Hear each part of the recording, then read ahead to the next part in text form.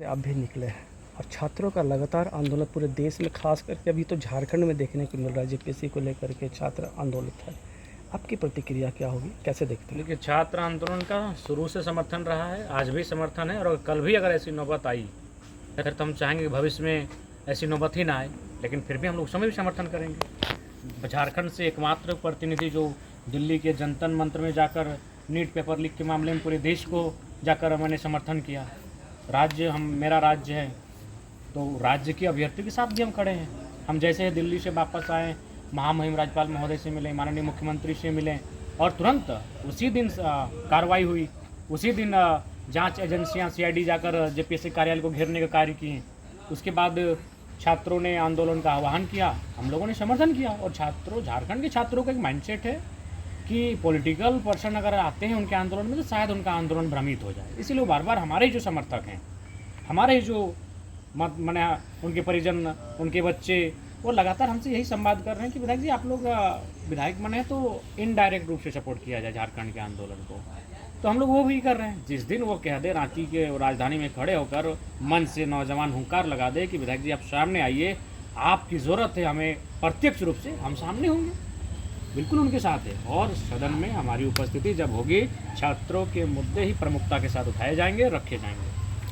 कैसे देख रहे हैं पूरे देश में लगातार इस तरह की व्यवस्था है? देखिए, बहुत ही अराजक स्थिति देख पा रहे हैं, एक भयावह स्थिति में देख पा रहे हैं देश की और राज्य की परीक्षाओं के भविष्य को। वो परीक्षाएं जो एक सशक्त भारत का निर्माण करेंगी, एक सशक्त झारखंड का निर्माण करेंगी।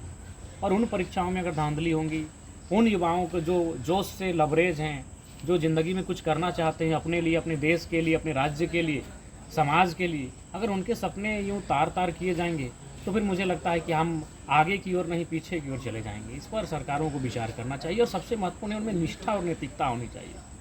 आज पेपर लीक हुआ, लोग पकड़े जाएंगे, कल को फिर पेपर लीक होगा, फिर प्रोटेस्ट होगा, फिर पेपर लीक होगा, फिर प्रोटेस्ट होगा, तो सारी ऊर्जा तो प्रोटेस्ट में चली जाएगी। तो सारी ऊर्जा अगर प्रोटेस्ट में चली जाएगी फिर उस ऊर्जा को हम लोग सही रास्ते में कब लेकर जाएंगे? इसलिए मेरा मानना है कि सरकारों को गंभीर होना चाहिए और इस प्रकार का कदाचार होना ही नहीं चाहिए। हमें उन देशों से सबक लेना चाहिए जिनमें आज हम एक समझ पाते कि वो देश आगे क्यों बढ़े, उनका कारण क्या रहा। इसीलिए सरकारों से मेरा अनुरोध होगा कि छात्रों को लेकर गंभीर रहें और पेपर लीक के मामले में जो भी कदाचार सामने आ रहे हैं उन दोषियों पर कार्रवाई की जाए, ऐसी एजेंसियों को प्रतिबंधित किया जाए, ऐसे पदाधिकारियों को कठोर से कठोर कार्रवाई हो, उनकी संपत्ति की नीलामी जब्ती हो।